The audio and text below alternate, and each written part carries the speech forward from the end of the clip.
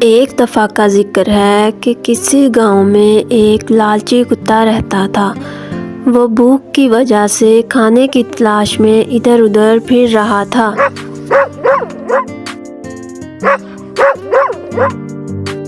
اسے قصاب کی دکان سے ایک گوشت کا ٹکڑا ملا۔ کتا منہ میں گوشت کا ٹکڑا لیے ندی کے پل پر سے گزرا۔ اس نے نیچے دیکھا، اسے پانی میں اپنا عکس نظر آیا۔ وہ سمجھا کہ شاید ندی میں کوئی اور کتا ہے جس کے منہ میں گوشت کا ٹکڑا ہے۔